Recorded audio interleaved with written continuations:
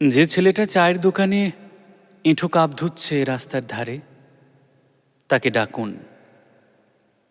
তার কানে কানে বলুন, সুজলাং সুফলাং মলয়জ শীতলাং। হ্যাঁ, বেশ সুন্দর করে বলুন।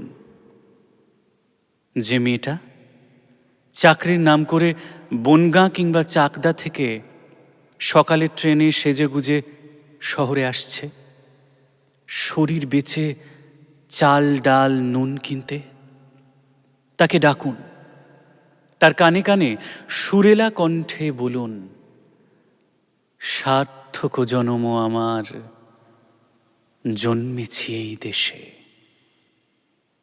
যে ছেলেটি লটারির টিকিট নিয়ে দরজায় দরজায় ঘুরছে আর বলছে, বিশ্বাস করুন, আমি ভদ্রলোক, আজ 10 বছর হলো আমার কারখানা বন্ধ, লক আউট, তাকে ডাকুন। তার কানে কানে বলুন, বলো বলো বলো সবে, শত বীণা বেনু রবে, ভারত আবার জগত সভায় শ্রেষ্ঠ আসন লবে।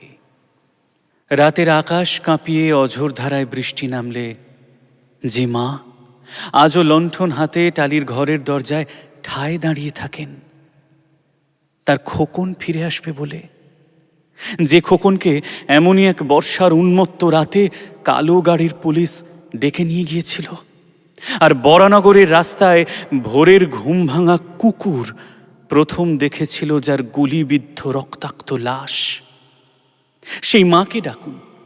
তার কানে কানে বলুন, हम बुलबुले है इसकी ये गुलसिता हमारा, सारे जहां से अच्छा हिंदोस्तां हमारा।